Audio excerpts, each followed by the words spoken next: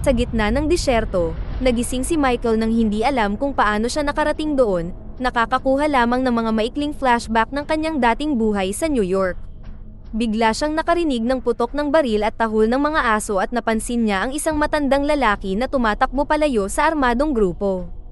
Tumakbo si Michael upang kunin ang lalaki at dinala siya sa isang kuweba, kung saan hiniling sa kanya ng naghihingalong lalaki na sabihin sa isang taong nagngangalang 554 na siya ay nakatakas. Matapos may libing ang katawan, nakita ni Michael ang isang liwanag sa di kalayuan at sinundan ito hanggang sa makarating siya sa isang maliit na bayan. Sumakay siya ng taxi at hiniling sa driver na dalhin siya sa istasyon ng tren, ngunit sinabi ng nalilitong driver na ito ang village at lokal na destinasyon lang ang ginagawa niya. Tumalon si Michael mula sa taxi at pumasok sa isang nightclub, kung saan sinubukan niyang humingi ng tulong. Hindi maintindihan ng babae ang kanyang sinasabi ngunit bago pa siya makapagtanong, nakarinig si Michael ng mga tumatahol na aso at tumakbo siya palabas upang muling sumakay sa taxi.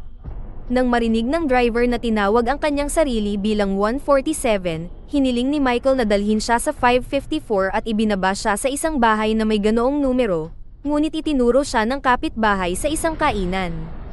Si 554 ang waitress at nang marinig niya ang kwento ni Michael, kinilala niya ang matanda bilang 93, isang lasenggo na nagsasalita tungkol sa mga kalokohang bagay. Sa sandaling iyon narinig muli ni Michael ang mga aso at tumakbo sa loob ng lumang gusali at pagkatapos ay binasag ang bintana upang makatakas. Habang nakatingin siya sa village at isang lalaking nakaputi, patuloy siyang nagkakaroon ng flashback mula sa New York at nahulog. Nagdulot ito sa kanya ng panaginip na siya ay nakulong at tinawag siya ng lalaking nakaputi na Six. Nang maglaon ay nagising si Michael sa ospital at natuklasan na ang kanyang doktor ay si 313, ang babae mula sa club. Nang bumuti na ang pakiramdam ni Michael, dinala siya kay 2, ang lalaking nakaputi na patuloy na tumatawag sa kanya na 6 at nagtatanong tungkol kay 93. Gustong umuwi ni Michael ngunit sinabi ni 2 na walang New York, ang village lamang, at nagbigay sa kanya ng bagong ID. Pagkatapos, dinala si Michael sa apartment 6, na kamukha ng kanyang tahanan sa New York. Pagkatapos ay sinubukan niyang bumili ng mapa sa tindahan, ngunit ipinapakita lamang nito ang village. Habang naglilibot siya, sinubukan ni 313 na makipag-usap sa kanya, ngunit hindi siya pinansin ni Michael nang may mapansin siyang dalawang tower sa di kalayuan. Nagpasya siyang nakawin ang taxi ni 147 at nagmaneho patungo sa disyerto, kung saan umakyat siya sa ilang buhangin at natuklasan na walang katapusan ang disyerto. Isang alaala ang nagpapakita kay Michael na nasa isang kainan sa New York. Nilapitan siya ni Lucy para hiramin ang cellphone niya at niligawan siya ni Michael para imbitahan siya sa apartment nito. Sa disyerto, natagpuan ni 313 si Michael na walang malay at dinala siya pabalik sa kanyang kotse, na nagsasabing gusto niya itong tulungan sa kanyang mga maling akala. Pagbalik niya sa village, pumunta si Michael sa apartment ni 93 at nakakita ng nakatagong drawing sa isang bote. Sa sandaling iyon ay dumating si 2 at nagtanong muli tungkol kay 93, ngunit iginiit ni Michael na gusto niyang lumabas. Sinabihan siya ni 2 na walang labasan at tinawag siyang baliw bago umalis. Pagkatapos ay binuksan ni Michael ang mga drawing ni 93 at natagpuan ang Big Ben sa London, na nangangahulugang si 93 ay pinatay dahil may alam siya. Humingi si Michael ng paliwanag kay 554 at sumagot na sinabi sa kanya ni 93 na ang kanyang drawing ay mula sa iba pang buhay niya bago ang village. Samantala, isang pampublikong broadcast ang nag-anunsyo na ang bangkay ni 93 ay natagpuan sa disyerto. Hinanap ni Michael si 554 at kinumbinsi siya na magbahagi ng higit pang impormasyon. Lumalabas na sigurado si 93 na mayroon siyang ibang buhay bago ang village at lahat sila ay mga bilanggo. Si 554 ay may mga panaginip din at nagpakita ng drawing ng Statue of Liberty habang sinasabing maraming tao sa village ang may mga panaginip na tulad nito. Sa bahay nito, kumuha siya ng gamot at ipinakain sa natutulog na asawang si M2 habang ang kanyang anak na si 1112 ay nagtataka kung bakit naniniwala si 6 na may ibang lugar. Nang gabing iyon ay binisita ni Michael ang walang laman na libingan kung saan ililibing si 93. Nilapitan siya ni 313 at sinabi sa kanya ni Michael kung paano niya nakilala si Lucy. Kinaumagahan, pumunta si Michael sa libing ni 93 at sinubukang sabihin sa sino man na nakahanap na ng paraan si 93, ngunit agad siyang pinaalis ni 2. Pagkatapos, Tumungo si Michael sa kainan at narinig ang radyo na binanggit ang isang pagsabog ng gas sa Brooklyn bago sumabog ang kainan. Habang siya ay nahimatay, si Michael ay may nakitang mga mukha na nagbibigay ng testimonya. Agad siyang nagising at nagmamadaling tiningnan si 554, na nagsabing sinabihan siya ni 93 na sundan ang tower bago siya dinala ng mga doktor. Sa kasamaang palad namatay si 554 sa ospital. Sinabi ni 313 kay Michael na dapat ay lumayo siya kay 554 at kung minsan ay nangyayari ang mga bagay na tulad nito, ngunit ang village ay patuloy lamang. Pagkatapos ay pumunta si Michael sa bahay nito at sumigaw na makakahanap siya ng paraan bago tumakbo sa disyerto. Nang subukan niyang sundan ang mga tower, bigla siyang nahuli ng isang puting umaaligid na bola na kilala bilang rover, na naging dahilan upang magkaroon siya ng mga pangitain muli. Lumipas ang mga oras habang si Michael ay nakahiga na walang malay sa disyerto at nanaginip na pumunta sa kanyang apartment kasama si Lucy, natatandaan din niyang nasa beach noong bata pa siya. Natagpuan siya ni 16, na nagdala sa kanya pabalik sa village. Sinabi nito na si 16 ang kapatid ni Michael, at nang itanggi ito ni Michael, ipinakita sa kanya ni 16 ang larawan nila noong mga bata pa. Binanggit din niya kung paano nakuha ni Michael ang peklat sa kanyang braso. Itinanggi ni Michael ang lahat ngunit patuloy na nagkakaroon ng mga flashbacks sa beach. Pagkatapos, dinala ni 16 si Michael sa kanyang tahanan at ipinakilala siya sa kanyang pamilya, na tinrato siya bilang isang minamahal na kamag-anak. Dahil iginigiit ni 16 na magpa-therapy, dumalo siya sa isang sesyon at hindi mapigil ang isipin si Lucy habang nakikipag-usap sa mga therapist. Hiniram niya ang kanyang cellphone ngunit hindi siya tumawag. Gayunpaman, sa halip ay sinabi niya sa therapist ang tungkol sa beach dahil hindi nila alam kung ano iyon. Pagkatapos umalis ni Michael sa clinic, sinabi sa kanya ni 16 na ibinalik niya sa kanya ang kanyang trabaho at naging driver si Michael para sa sightseeing bus tour. Habang nagmamaneho siya, si 16 ay nagbigay ng paliwanag tungkol sa mga pasyalan para sa mga pasahero. Kasabay nito, bumisita si Tu sa clinic para makakuha siya ng report mula sa therapist. Galit na galit sa kanyang mga komento, binato niya ito ng granada, at sinabing hindi siya naniniwala sa therapy, si 6 lang ang kailangan niya para ma-assimilate. Bumalik kay Michael, nagmaneho siya ng bus papunta sa disyerto habang napapansin ang isang pasahero na patuloy na kumikindat sa kanya. Bigla niyang napansin ang isang angkla sa buhangin at pumunta sa labas ng kalsada upang tingnan ito, nagsalita tungkol sa karagatan. Gayunpaman, tinawag lamang ito ni 16 na hindi makatwiran sa isang disyerto at dinala si Michael sa isang abandonadong istasyon ng tren, ipinaalala sa kanya na dati silang naglalaro doon noong sila ay mga bata pa. Inamin ni Michael na pamilyar ito. Nang maglaon, nakipagkita si Michael kay 313 para sa hapunan at sinabi niya sa kanya ang tungkol sa mga bangka. Paulit-ulit din niyang naiisip si Lucy, na umamin na hindi niya kailangan ng cellphone, ginamit lang niya ang dahilan para makausap si Michael. Naisip na siya ay curious na nakilala niya ito noong araw na umalis si Michael sa kanyang trabaho, ngunit tinawag niya itong isang pagkakataon lamang. Lumipas ang mga araw at si Michael ay patuloy na nagtatrabaho para sa tour bus, na nakakaramdam ng pagkakakulong sa isang gawain. Isang hapon, huminto sila sa bahay ni Tu at sumakay siya para ibalita na nanalo si 16 at ang kanyang pamilya para sa holiday trip sa resort. Pagkatapos ng trabaho, pumunta si Michael kay 313 at natuklasan niyang ninakaw niya ang mga drawing mula sa kanyang bulsa. Humingi ng tawad si 313 at inamin na gusto niya ang ideya tungkol sa ibang mga lugar, ayaw lang niyang mawala siya. Nag-trigger ito ng isa pang alaala kung saan sinabi ni Michael kay Lucy na siya ay isang kahina-hinalang tao. Nagtrabaho si Michael sa isang kumpanya na tinatawag na Sumakor na nagmamasid sa footage ng seguridad at nangongolekta ng impormasyon sa mga tao, kaya nagsimulang makita ang mundo sa mga pattern at numero. Noong gabing iyon, tinanong ni 1112 ang kanyang ama tungkol sa kanyang pagkabata dahil hindi niya ito maalala. Sinabi lang nito na ang memorya ay pabago-bago at si 1112 ay hindi dapat magduda sa kanyang pamilya. Samantala, nanaginip si Michael sa dalampasigan at naalala niyang nakita niya ang kanyang kapatid na naglalakad sa karagatan.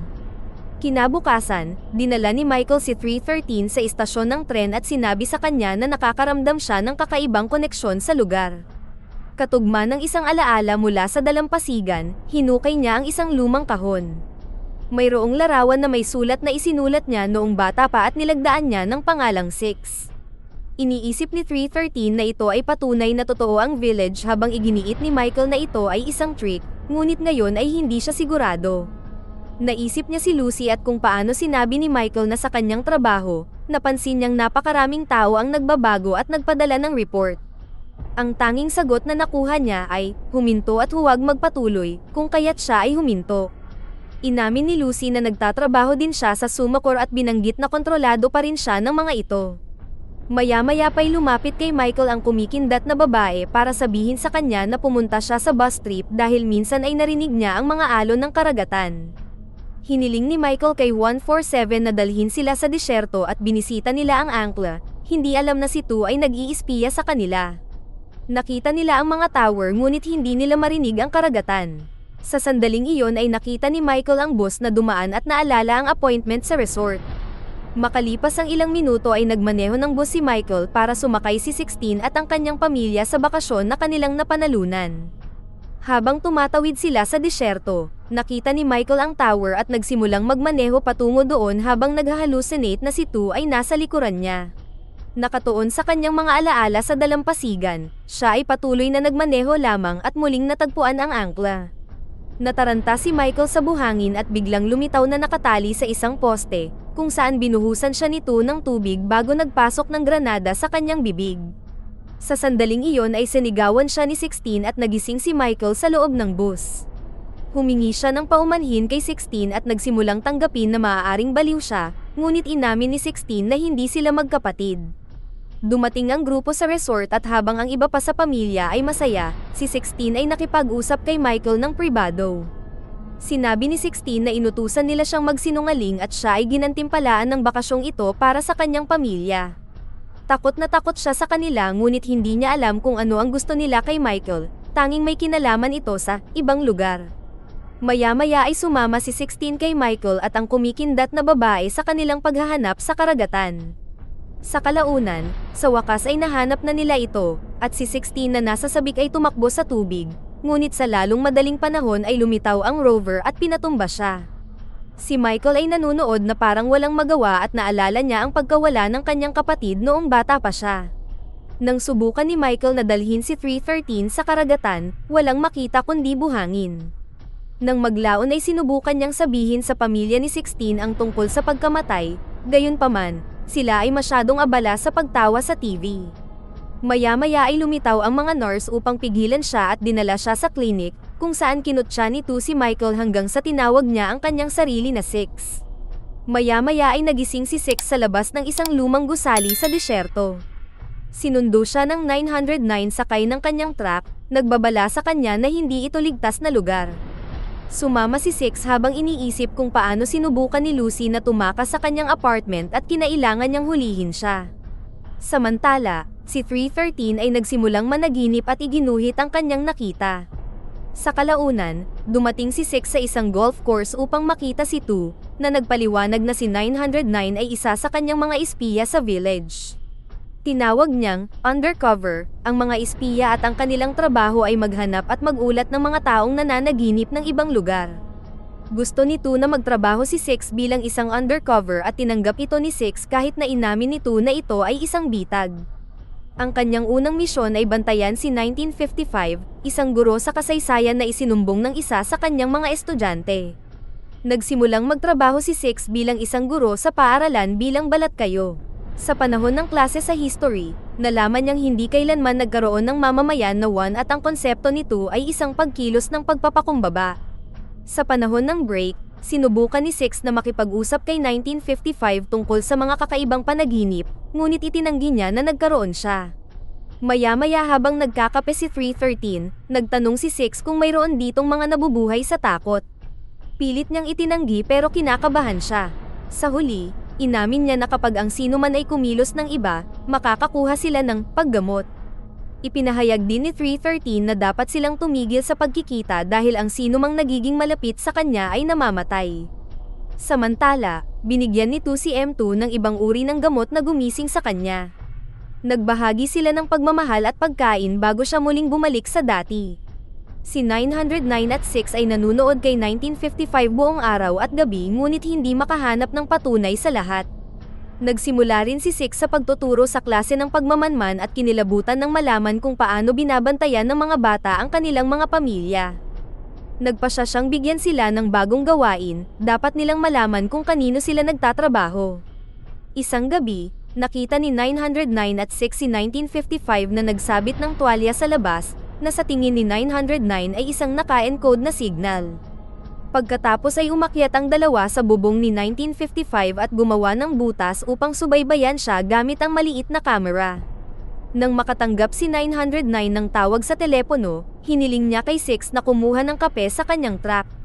Tiningnan ni Six ang journal ni 909 at natuklasan na siya mismo ang pangalawang misyon ni 909, pati na rin si 313 na pinaghihinalaan. Nang bumalik si Six sa bubong, muling nagring ang cellphone ni 909, at ang ingay ay nagpa-alerto kay 1955 ng presensya nila, kaya siya mismo ay nagpakamatay. Binuhat ng dalawa ang bangkay at ibinaba ito sa pasukan ng ospital bago nagmaneho palayo.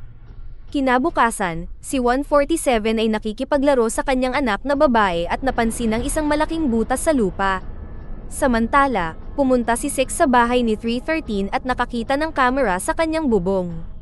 Kasabay nito, pumunta si 2 sa kanyang hardin at nakahanap din ng nakatagong kamera. Tumawag siya kay 909, na agad na sinisi si 6. Napapaisip si 2 kung nakikipag-usap ang kanyang anak kay 6 dahil kakaiba ang kanyang pag-uugali kamakailan. Sa gabi, sinundan ni 6 si 909 sa isang bar at nadiskubre niyang lihim siyang nakikipag-date kay 1112. Dahil dito, naisip niya si Lucy, na nagpaalam sa kanya na masyado siyang maraming tanong at yun ang dahilan kung bakit gusto siyang pigilan ng sumakor. Pagkatapos, bumisita si Six kay 1955 sa ospital at humingi ng tulong upang mahanap ang iba pang nananaginip ngunit sinabi ni 1955 na wala siyang alam. Biglang nakarinig si Six ng pagbabarena at nagmamadaling lumabas upang habulin ang espiya, ngunit wala na ang tao. Sa ibabaw ng puno, nanunood ang kanyang estudyanteng si 1100. Kinabukasan, binigyan ni 2 si 6 ng bagong misyon, dapat niyang subaybayan si 909. Pagkatapos, pumunta si 6 kay 313 upang balaan siya tungkol sa kamera sa kanyang bahay. Sumagot si 313 sa pamamagitan ng pagpapakita sa kanya ng mga larawan niya kasama si 909 sa bubong, na ipinadala sa kanya ng hindi nagpapakilala. Sa palagay niya ay sinusubaybayan siya nito at sinabihang lumayo. Sunod, sinundan ni 6 si 909 at pinanood siyang nakikipagkita kay 1112.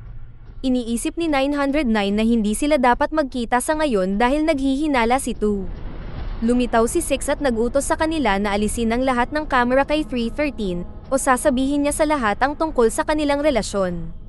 Nang umuwi si 1112, sinabihan siya ni 2 na hindi siya nagtitiwala kay 909 at maaaring ipadala niya siya sa therapy para malaman ang kanyang mga sikreto. Walang pagpipilian si 1112 kundi bisitahin si 909 upang sabihin sa kanya na alam ng kanyang ama. Alam ni 909 kung ano ang darating at nagsabing, ayos lang, bago siya paulit-ulit na sinaksak ni 1112. Samantala, pumunta si 6 sa bahay ni 313 at natuklasang dinala siya ng itim na van. Desperado, pumunta siya kay 909 para sa tulong at nakita siyang duguan sa kanyang kamatayan. Si 909 ay nagtanong kung ang mga panaginip ay totoo at kinumpirma ito ni 6.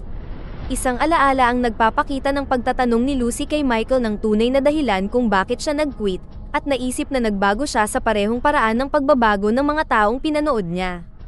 Sa gabi, natagpuan ni 6 si 1112, na nagsabi sa kanyang ipinadala si 313 sa tunnel para sa paggamot. Hiniling ni 6 kay 1112 na ipadala din siya doon. Kinaumagahan, binihisan ni 1112 si 6 para magmukha siyang pasyente at dinala siya ng itim na van. Sa tunnel, natagpuan ni 6 si 1100 at tinulungan siyang hanapin si 313 habang patuloy silang tinatahulan ng mga aso. Mabilis nila siyang nahanap ngunit nang subukan nilang umalis, nilamon silang lahat ng rover. Pagkatapos ay ibinaba ng mga lalaking nakaputi si 6 sa kanyang apartment. Samantala, ginantimpalaan ni 2 si 1100 ng ice cream para sa kanyang pag-iispiya. Inamin ng batang sinusubaybayan din siya nito, kaya pinagamot siya ni 2. Nang maglaon, si 1112 ay nakahanap ng malaking butas sa hardin, ngunit itinuring ito ni 2 bilang isang ambient anomaly dahil sa lagay ng panahon. Napanaginipan ni Six si Lucy at kung paano ito nakiusap sa kanya na bumalik sa kumpanya, na binanggit ang pangalang Curtis. Kinabahan si Michael at pinalayas siya, ngunit iniwan niya ang kanyang numero bago umalis. Nagsisi sa kanyang kilos, tinawagan siya ni Michael at narinig ang kanyang cellphone sa labas, kaya tumakbo siya sa pasilyo at natuklasang bumagsak siya sa lupa. Ginising niya ito at sinabi ni Lucy na nakaramdam siya ng sakit kaya hiniling niyang ihatid siya sa loob bago niyakap. Sa village, nagising si Six sa ingay ng isang babae sa TV na nag-aanunsyo na oras na para sa kanya upang magkaroon ng kapareha. Nakahanap din siya ng matchmaking service card na dinala niya kay 313 na nagpapaliwanag na ganito ang takbo ng mga bagay dito at dapat niyang subukan. Si 313 ay nagkaroon ng kakaibang pagnanais na kunin ang kanyang scalpel. Nagpa siya si Six na pumunta sa matchmaking office at lubos na nag-aalinlangan sa proseso. Muntik na siyang umalis pero natigilan siya nang itugma siya ng sistema kay 415, isang bulag na babae na kamukha ni Lucy. Sa alaala, isang itim na van ang dumaan sa kalye habang si Lucy ay nagsabing tumingin siya sa kanyang file, pagkatapos ay hinalikan siya nito. Sa clinic, sinabi nito kay 313 na alam niyang nananaginip siya at binlackmail siya sa pamamagitan ng paghiling sa kanya na traidorin si Six. Kinabukasan, nakipagkita si Six kay 415 sa kainan. Sinabi niya na nawala ang kanyang paningin habang siya ay natutulog, marahil bilang resulta ng trauma. Nakikinig si Six sa kanya habang naaalala niya ang pagyakap kay Lucy bago sila mag-intimate. Ang mga flashback na ito ay patuloy na naghahalo sa kanya na halos halikan niya si 415 at tinawag niya itong Lucy, iginiit na nagkita na sila. Tinanggap ni 415 ang halik ngunit sinabing masyadong mabilis ang mga bagay at umalis. Samantala, si 1112 ay nagnakaw ng mga sample ng gamot ng kanyang ina na nakita ni 2 sa camera. Pagkatapos ay dinala ni 1112 ang mga sample kay 313 na humihiling sa kanya na alamin kung ano ito. Tinanong din niya kung nababaliw si Six at sumagot siya na hindi. Maya-maya, ipinakita ni 147 kina 6 at 313 ang butas sa lupa bago nagpas siyang isumbong ito. Habang tumatawag siya, ang kanyang anak na babae ay lumabas upang maglaro at nahulog sa butas, na agad na naglaho. Dumating ang mga lalaking nakaputi sakay ng itim na van upang pigilan si 147 sa paghabol sa kanya, at sinisi siya ng kanyang asawa sa pag-iwan sa pinto na nakabukas. Hindi nagtagal ay pinuno ng mga lalaking nakaputi ang butas. Sa kalagitnaan ng gabi, nag-inject si 313 ng kakaibang likido kina 6 at 415 sa ilalim ng pangangasiwa ni 2. Kinabukasan, bumisita si 6 kay 415 sa kanyang tahanan at nakilala ang kanyang ama, na gustong ikasal sila agad. Samantala, si 313 ay nakipagpulong kay 1112 at sinabi sa kanya kung ano ang gamot, ang isa ay isang malakas na gamot na pampakalma, ang isa ay isang hallucinogen, at ang pangatlo ay gawa sa hindi kilalang nilalaman. Hindi nagtagal, inimbitahan ni 2 si 313 sa kanyang tahanan at ipinakita sa kanya si M2, na nagtatanong kung mayroong anumang paraan upang baligtarin ang pag-ibig. Sinabi ni 313 na ito ay maaaring posible. Nang gabing iyon, sinabi ni 6 kay 313 na sigurado siyang dinadala siya ng itim na van tuwing gabi. Itinanggi ito ni 313 habang inamin na nagseselos siya kay 415.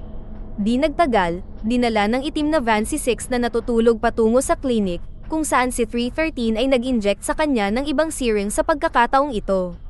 Sa paggising ni 6, dumating si 2 at ipinaliwanag na ang kanyang nararamdaman para kay 415 ay artipisyal na nilikha gamit ang gene symmetry therapy, ibig sabihin, tinurukan nila siya ng mga genes ni 415.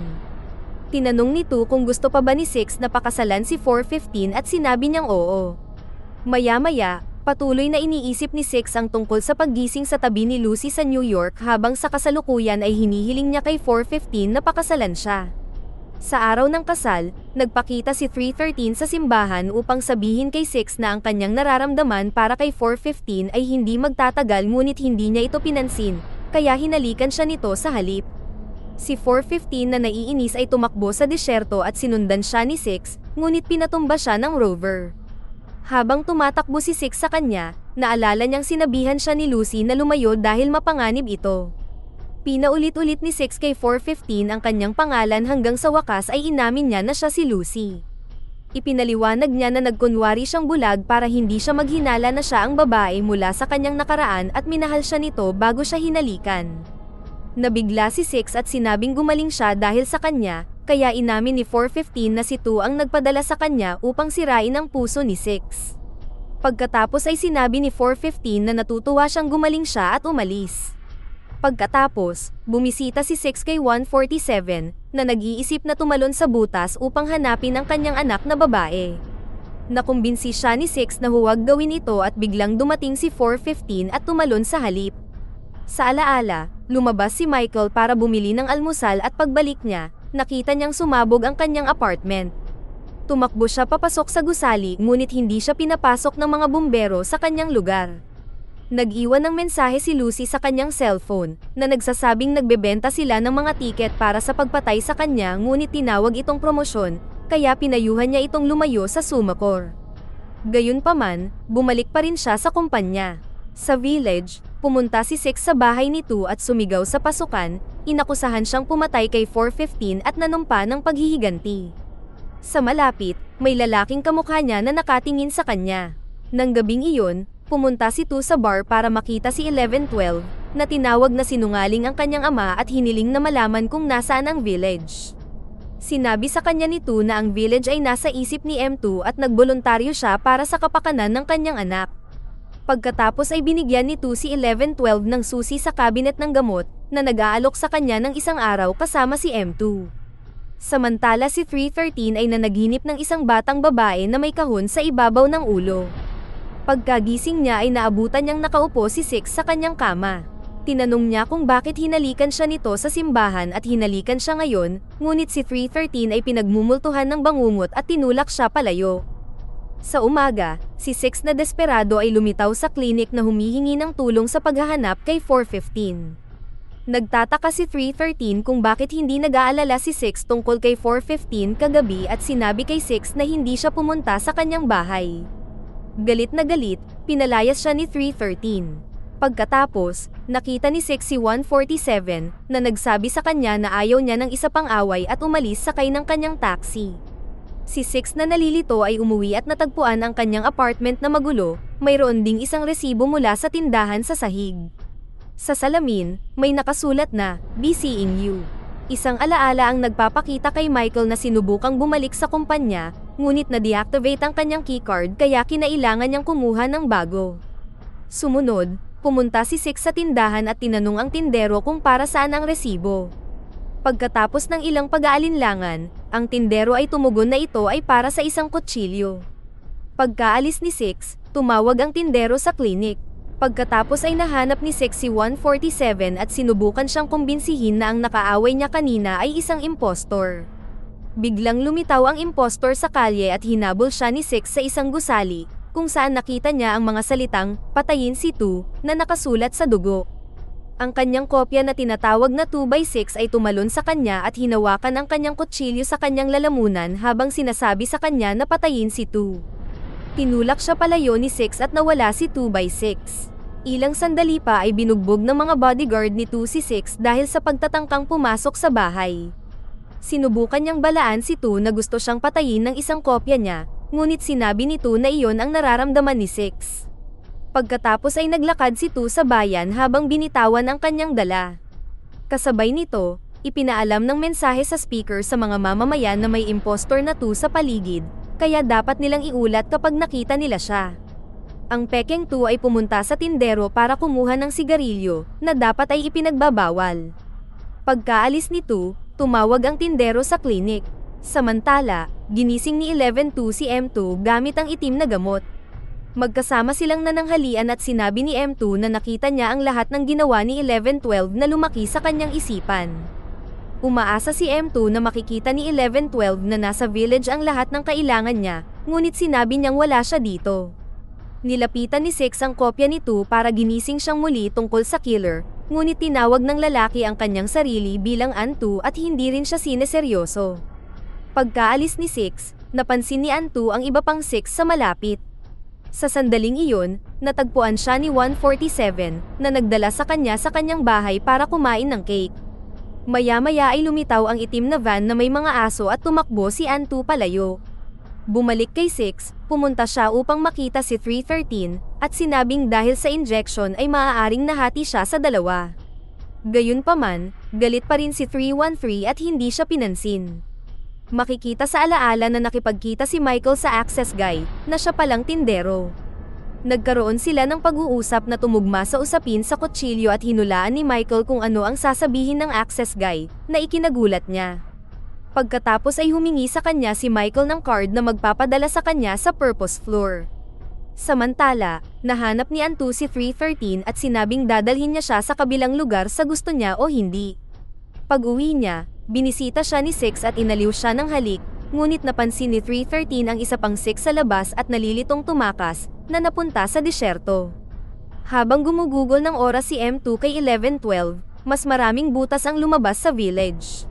Gustong pumunta ni 1112 sa kabilang lugar ngunit ipinaliwanag ni M2 na ang mga taong ipinanganak sa village ay hindi maaaring umalis dahil wala sila sa kabilang lugar. Ang mga nanggaling lang doon ang makakabalik.